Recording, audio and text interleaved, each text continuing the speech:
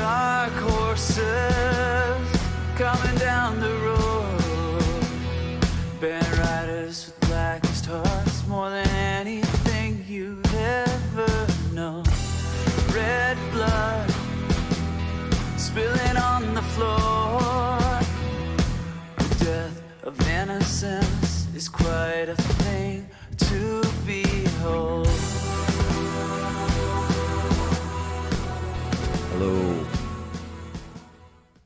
Hello there, everybody. It's Nate from The Resilient coming at you live once again. We're doing a little crypto commentary over cardio. Today I have a pretty cool video to check out. It's entitled, let me pull it up for you.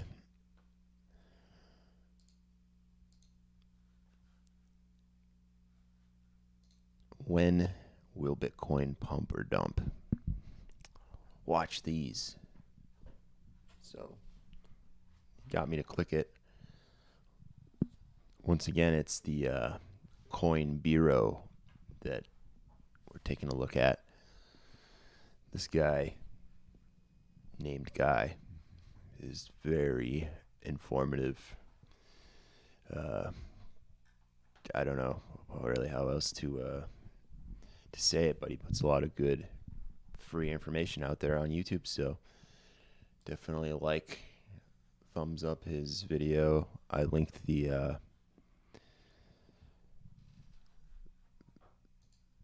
hyperlink or whatever into the chat, so you can check it out for yourselves. But yeah, like usual, we're gonna go through the video. I might even try to take some notes here on the board behind me. It's a new idea. Figured I have the whiteboard. Probably should take some notes and summarize a little bit what's going on here, because there's a lot of information to unpack. But yeah, I've already went through this a little bit. If we can pull just a few tidbits of information out of what this guy is presenting here, I think you'll be overall better prepared to interact with the crypto space. But for the cardio portion of the program, I'm going to just do some air squats myself. You guys can do whatever you want. Arm waves. You can go for a jog. I don't know. Whatever you want to do. Put a timer on. It's going to be 10 minutes, and every minute on the minute I'm going to do 10 reps of my air squats, but you could change it up however you wish. Main goal for me with these type of workouts is just kind of recovery and kind of a little bit of conditioning in the morning, just get things moving. I definitely feel loosening up my joints and stuff early in the morning helps me throughout the day, and it's a really good prep for a later on workout I'll have with Tim from The Resilient. We'll be lifting some weights and different things probably. But yeah, enough of my jabbering. Let's get to the meat and potatoes of this program. All right. I'm going to just start playing it and get to work. I think I have, yeah, all right. I have the timer up there that you can see now. It's on a stand. Figured might as well use that. Have it. Have you ever wondered why Bitcoin's price goes up or down? If you ask the crypto news, you'll get answers like, sources say Bitcoin will be banned in some country, or Tesla has just bought Bitcoin. If you ask crypto Twitter, you'll get answers like the Coinbase premium or the Fed is printing money. And if you ask no coiners, they'll say, of course it's going down, it's not backed by anything. Or the classic, Bitcoin is just a Ponzi scheme. Now, these can all sound like compelling reasons, but the fact of the matter is there is rarely a single cause you can point to when it comes to why Bitcoin's price is going up or down. More often than not, there are numerous factors at play, some fundamental and others temporary. Today, I'm going to tell you the real reasons why Bitcoin's price goes up or down and how you can use this knowledge to your advantage.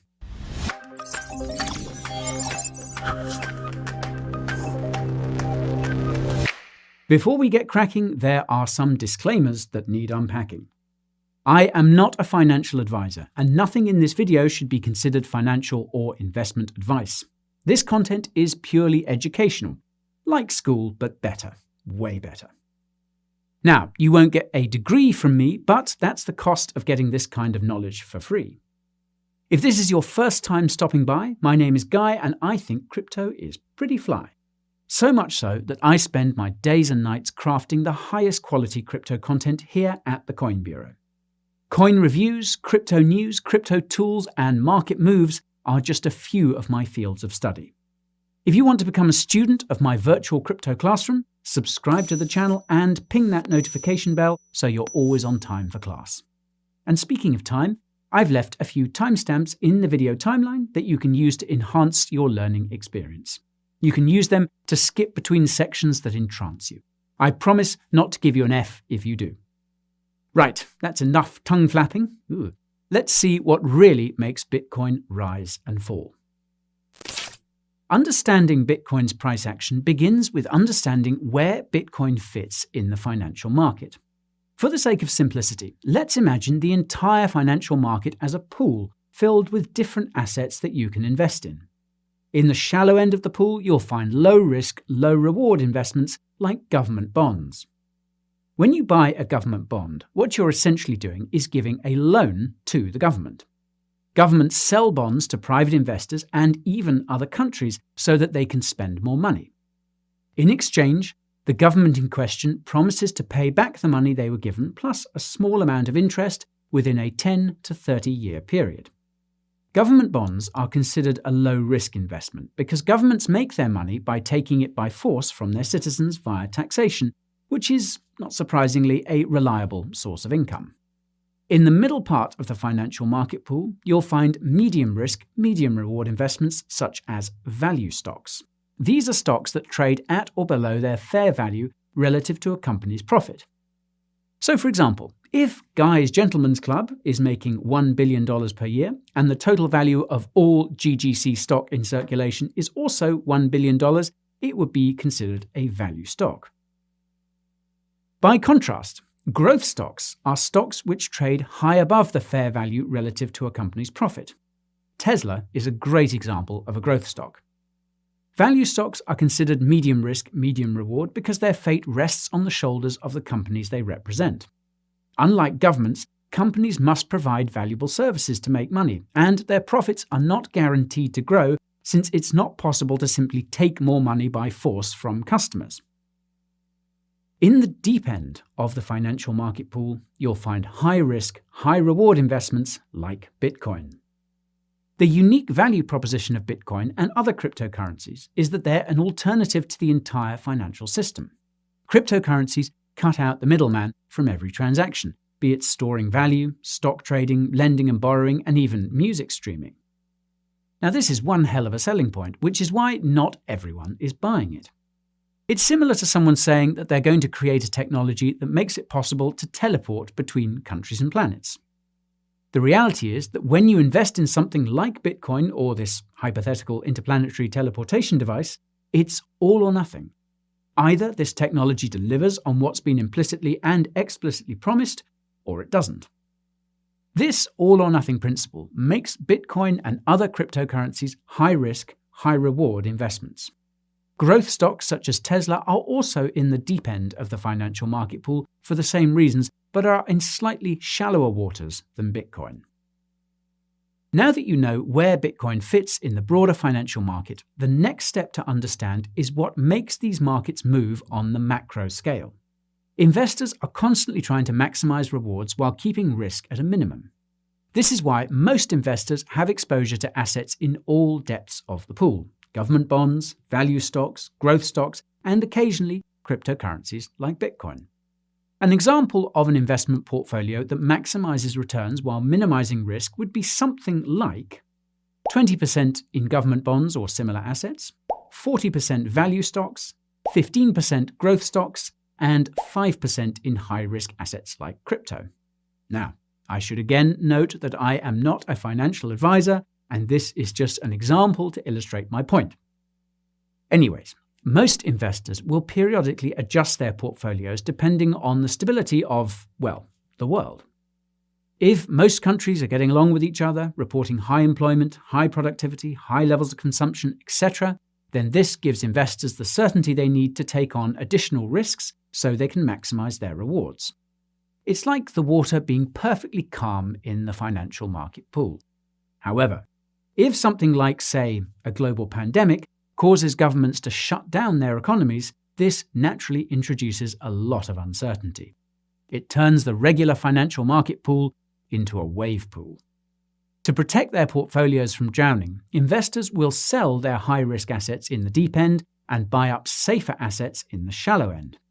This pandemic is an example of something called a black swan event, which sends markets crashing relative to the risk of the asset class. The greater the risk, the greater the fall. Thankfully, governments have a way of calming the fears of investors. They can pump trillions of dollars into the economy, and that money will raise the water level of the pool and allow the waves to calm.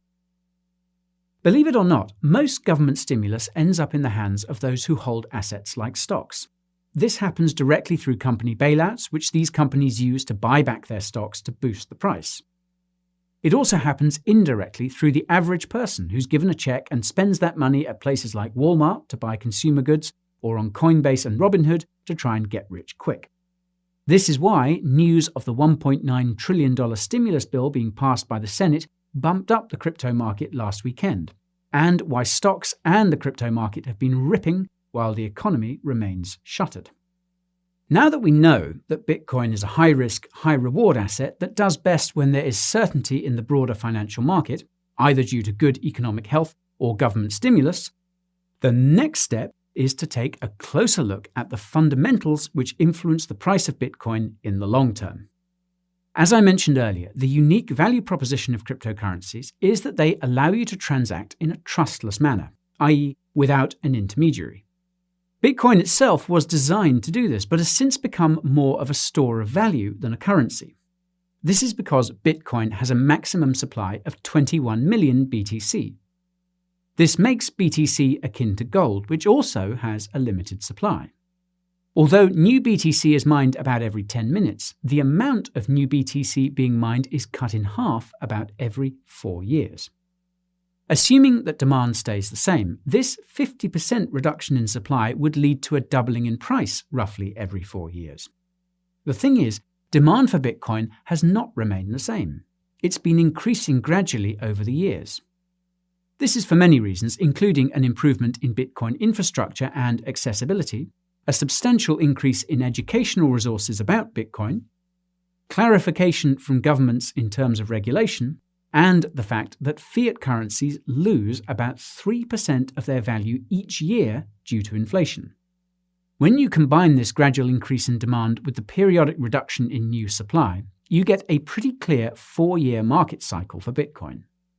For the first 3 years of this cycle, BTC gradually goes up in price, then gradually goes down in price in the 4th year, but does not go below the lowest price of the previous cycle. Can you guess where we are in the current cycle? Anyways, if you're thinking Bitcoin's cycle is evidence of some market manipulation, you're incorrect. Every tradable asset has a cycle of some sort. Market cycles are primarily driven by human psychology.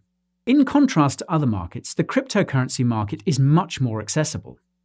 This is a good thing when it comes to adoption, but this low barrier to entry means the cryptocurrency market has a lot of inexperienced investors who are driven by emotions and usually have zero concept of fundamentals. Every time the price goes up, they buy, and the higher the price goes, the more they buy. Every time the price goes down, they sell, and the lower the price goes, the more they sell. This leads to a lot of price volatility for Bitcoin in the short term, which is why Bitcoin's price chart looks like this and not like this.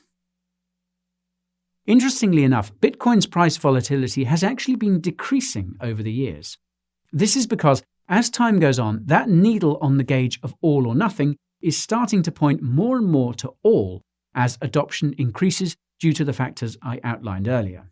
This inspires experienced and institutional investors to enter the crypto market. When the average Joe sees tech giants like Tesla buying Bitcoin, it makes them think twice before selling when the price drops, and even when it pumps.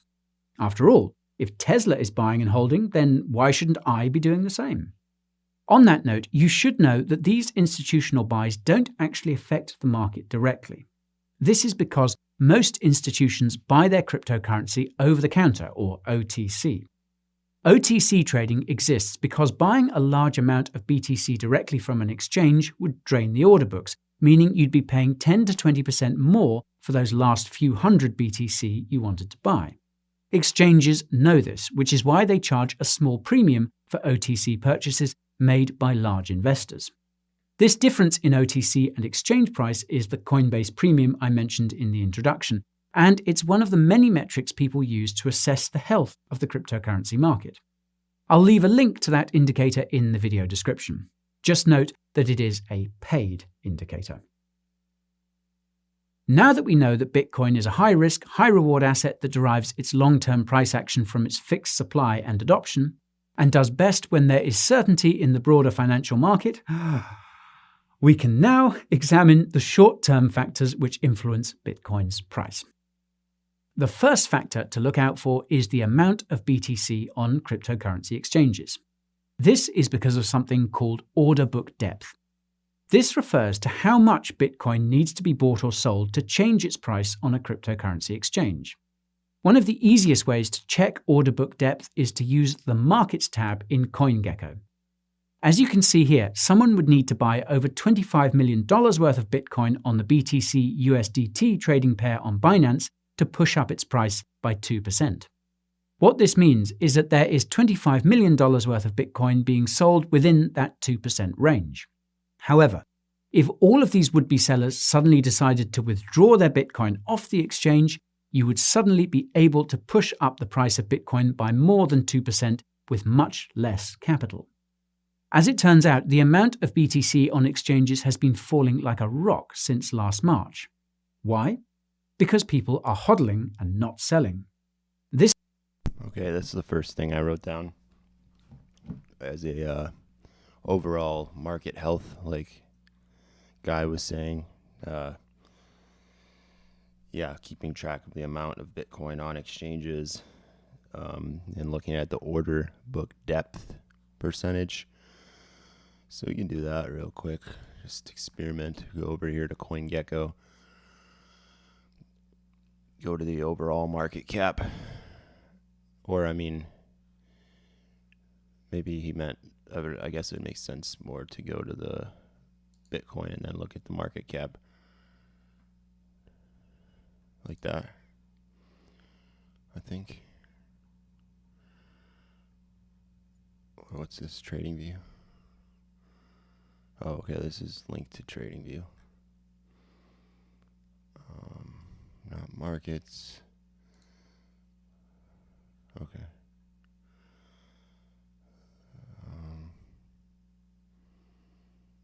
Maybe it's here.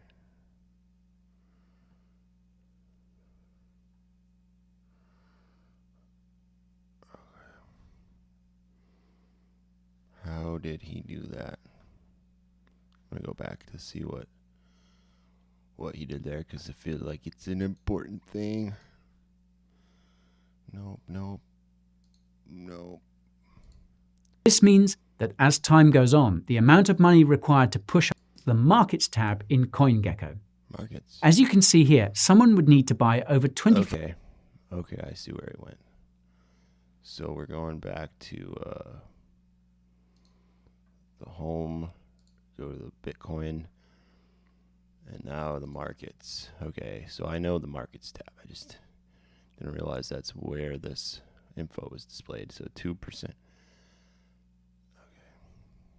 Yeah, and this is also where you can see the different places you can purchase or sell, the different exchanges. Yeah, we see Binance. It's probably Binance EU, or for the rest of the world. Binance US. Somewhere on here. We see Coinbase Pro. Definitely got to check out that Coinbase Pro, guys. If you're in the if that interests you, I guess. All right, we'll go back. So that's one indicator that I wrote down so far. Take a look at more often. $5 million worth of Bitcoin on the BTC USDT trading pair on Binance to push up its price by 2%. What this means is that there is the Markets tab in CoinGecko.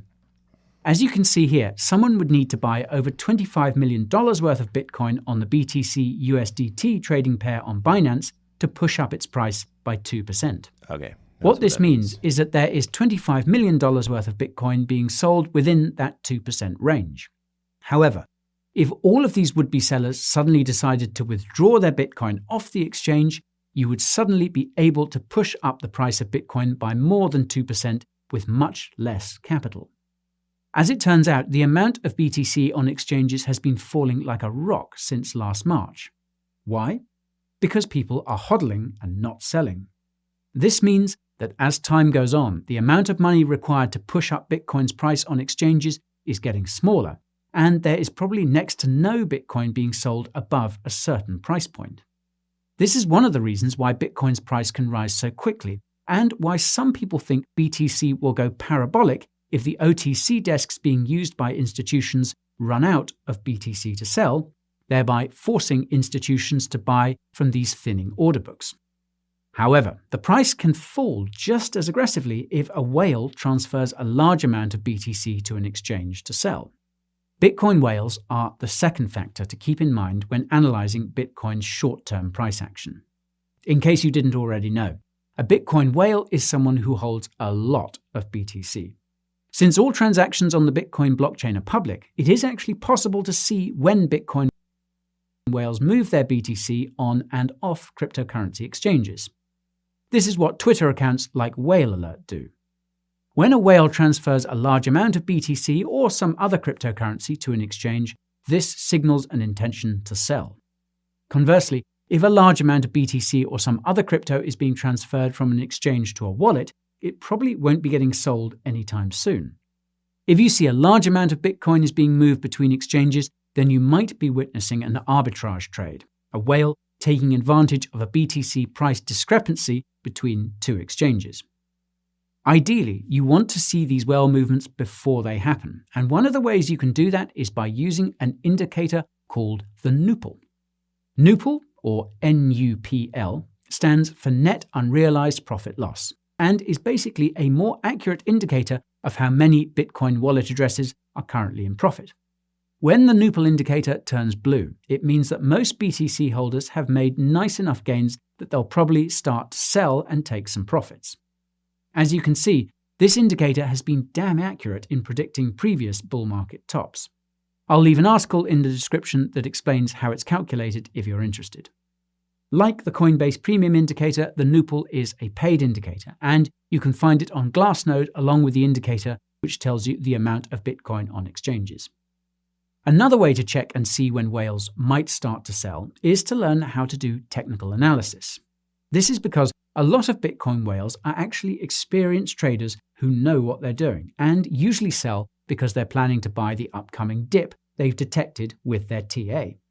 You can learn how to do technical analysis for cryptocurrency by watching my video using the link in the top right. The third short-term factor in Bitcoin's price is liquidations on futures exchanges. Futures trading involves something called leverage, which is where you borrow money to maximize profits on the price action of an asset. As a quick example, trading with 10x leverage means the $100 of Bitcoin you deposit will trade as if it were $1,000 worth of BTC. This means for every $1 change in BTC, you will make or lose $10 in BTC depending on if you went long or short. As a quick refresher, Going long is when you bet that the price will go up, and going short is when you bet that the price will go down. The caveat is that a $10 change against your bet will liquidate your position. This means the exchange will sell your BTC to make sure they don't go into the negative equity with the BTC they loaned you. Not surprisingly, crypto traders on futures exchanges like FTX and Bybit are pretty bullish on Bitcoin. The problem is that the average crypto trader is greedy and inexperienced, meaning they over-leverage themselves without setting any stop losses that automatically close their leveraged BTC positions. When the price of Bitcoin suddenly dips, millions, sometimes billions of dollars of liquidated BTC is sold to ensure futures exchanges remain solvent. This intense sell pressure aggravates the price drop. Now this brings us to the fourth and final factor that influences the short-term price of Bitcoin, and that's any events and announcements that are relevant to it. Now I hate to flog a dead horse, but I'm going to use the Tesla BTC purchase announcement as my example here. Consider the chain of events that followed an announcement like that. For many BTC holders, the Tesla announcement was a watershed moment and was also probably the strongest buy signal Bitcoin has ever had. Naturally, the BTC price started to rise, and this positive price action accelerated in the days that followed as new, inexperienced investors started to FOMO into Bitcoin. Greedy crypto traders on futures exchanges started to add leverage to their positions for what they probably thought would be a clean move to 100K. Meanwhile, Bitcoin whales, who are presumably well-versed in technical analysis, determined that the price of BTC would not go above 60K, so they started to transfer their BTC to exchanges to sell just below that price. FYI, selling just below a target price is called front-running, and it is super common in cryptocurrency trading. Anyways, BTC hit 58K and whales, together with some mining pools, started to sell. This caused the price of BTC to dip, which spooked new investors and weak hands, causing them to sell and aggravate the dip. This sudden drop in BTC price caused over $1.6 billion of over-leveraged long BTC trades to be sold, adding more fuel to the fire. It's possible that some experienced investors with diversified portfolios decided to abandon the Bitcoin ship as well because of the price action or some FUD they read in some shitty newspaper. The price of BTC plunged down to 43K in the days that followed. Up close, it looked and felt like a bloodbath. The weekly price charts told a different story, however. That 43K level was supported by the 7-week exponential moving average, a long-term indicator which shows where the market as a whole believes the fair value of BTC to be during that time frame. Pulling up the naked BTC price chart on CoinMarketCap also reveals that all we did was deviate a bit too much from a long-term uptrend that is just getting started. That's why if you want to keep your sanity in crypto, you need to have a long-term vision and a bit of patience. Oh, and if you want to know how to do this with altcoins, you can watch my video about that up there in the top right. If you enjoyed today's video, be sure to blow up that like button. If you want to make sure you see the next one, subscribing and pinging that notification bell is probably a good idea. While you wait for my next crypto creation, you can indulge in my hot takes and behind-the-scenes outtakes by following me on Twitter and Instagram. And I've also got a TikTok now, brought to you by Macy, the latest signing to Team Coin Bureau. And not to brag, but my Coin Bureau Insider Telegram channel has more than 40,000 subscribers now. I guess people really like free. All right, nice job, guy. He does some pretty excellent analysis, it seems like. But as usual, he's not a financial advisor. I'm not a financial advisor. And like he said at the beginning, it's all just educational. Educate yourself. Hopefully, you guys are getting something out of me kind of condensing. Not even really condensing. Just I wrote down a few points, taking from the beginning where we were doing a little cardio. Definitely get the mind moving, get the blood flowing, while taking in the information given out by a guy. Look at the overall market cap, just for fun.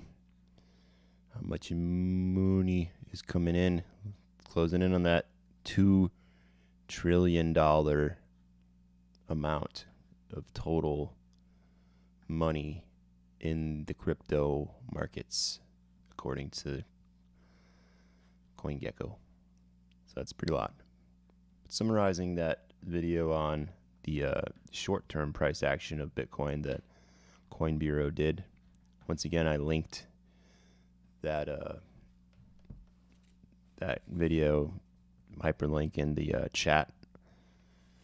What I summarized, he started with just where in the overall space cryptocurrency kind of fits for these different investors.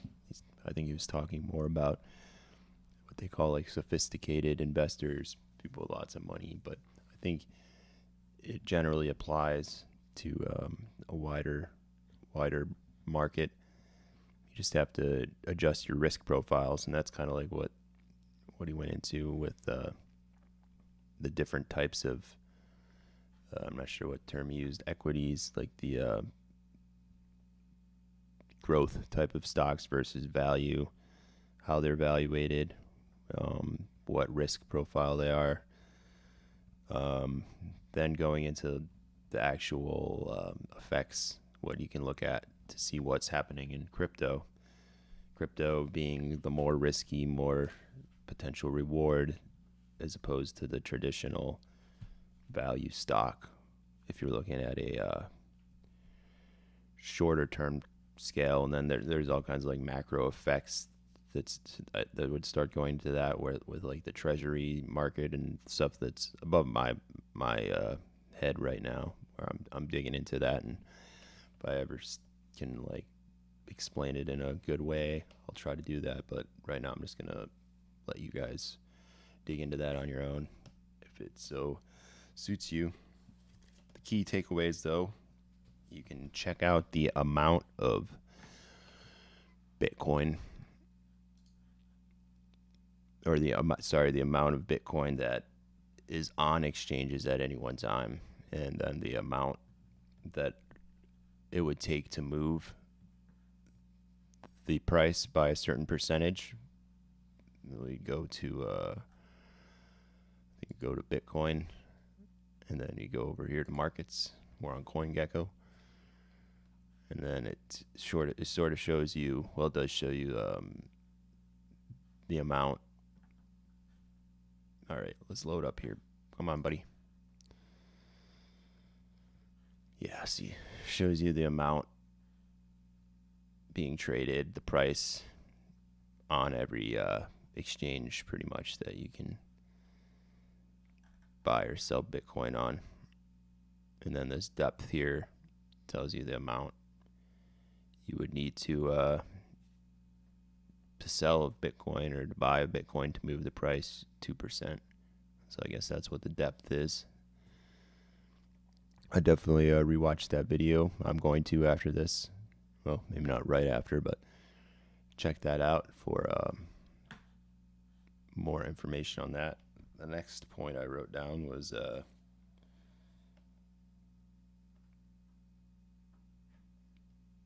he mentioned the amount of Bitcoin on exchanges is getting less over time because it looks like there's more what they call hodlers, people that are holding on to their Bitcoin for longer. I know certain people like Michael Saylor and some of these kind of corporate or institutional type guys that are getting in are saying they're going to hold Bitcoin for a long time, like they would some long-term treasury bonds and different things. So that's interesting. But that also, he mentioned, makes it easier to manipulate the price in the short term, possibly, as there's less of this depth on the market or on the exchanges. So that's a point to look at. I was definitely also going to look at the whale alert Twitter he mentioned. They'll let you know when large amounts of Bitcoin or probably other cryptocurrencies are moving on and off of exchanges. Not all, he said not always is it a sign, but it could be a good indicator that some guys are getting ready to sell some whales. He mentioned the Nupal. So if we go over here to Glassnode, yep, Nupal. Okay, I got to sign up for a free account. Pretty new to this Glassnode, but yeah, definitely check out Glassnode. I'll copy this link and send it in the chat. But Glassnode is a pretty good indicator, it seems like, for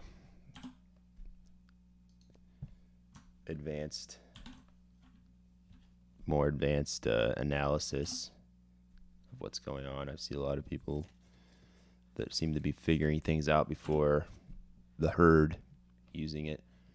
It's always something to look out for. And then, as always, keep an eye out for the events and announcements. I mean, what's the saying? Sell the news or something. Buy or sell the news, and or buy the news, sell the I don't know, something. There's something there. If you guys know, let me know in the comments. I'll think of that. But anyways, pay attention to the events and announcements and how that will impact the short-term price of Bitcoin and other cryptocurrencies. Yeah, and then his final point to make was just to keep the long-term vision when you're looking at Bitcoin or some of these other cryptocurrencies like that you believe in. It's another thing I would personally say is just dig into some of the more core ideals of what Bitcoin is doing, other than just it's going to make potentially keep going up in price. But you look at the max. I mean, but if you even go back to here, where the price is $130 in 2013. Okay, now it's holding $400 for a while, $600. It went down a little bit. We're in 2015. All right, so yeah, this is all very early on. But as you get to 2017, where a lot of people started really paying attention, had this run, I remember, from whatever it was all the way up to 20,000. This is where I bought in, 20,000, somewhere around here.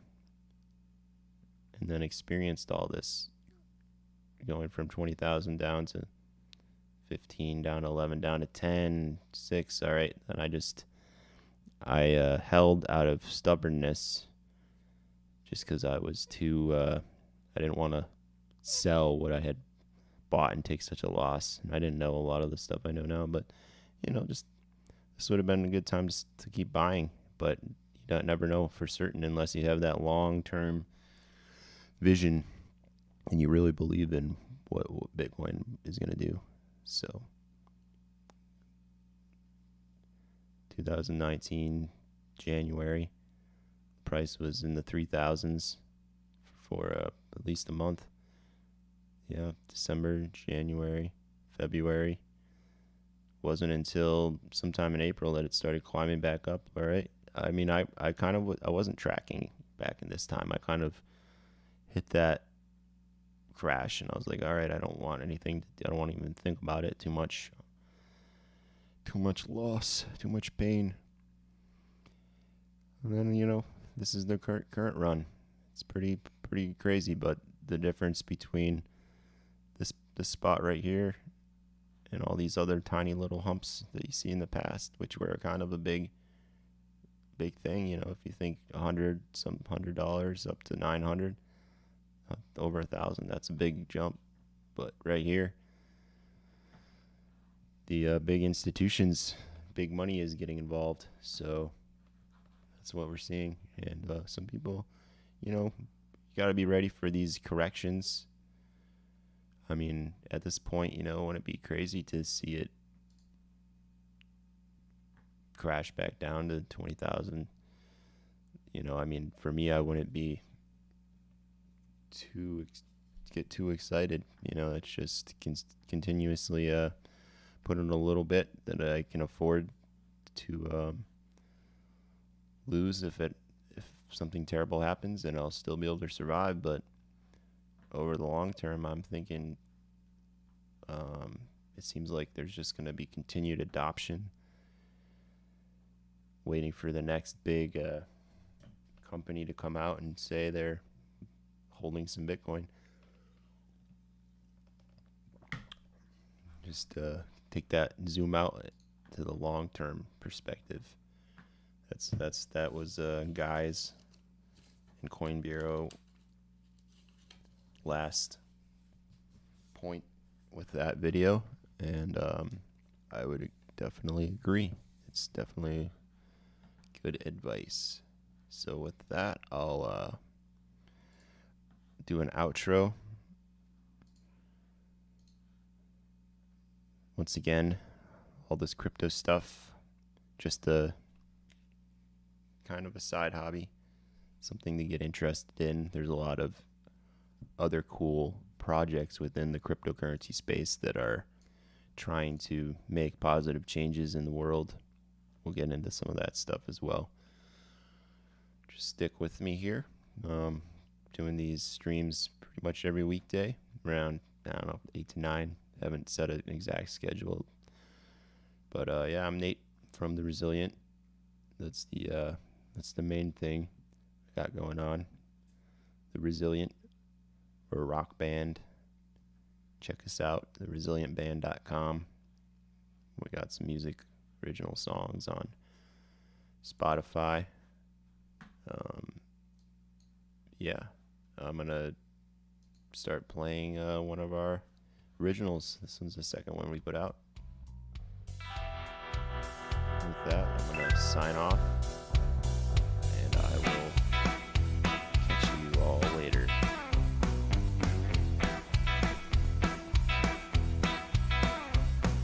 Stuck out on this rocky road. In my mind, I'm not that far from home, but I'm nowhere close. I'm pinned down, needing to reload.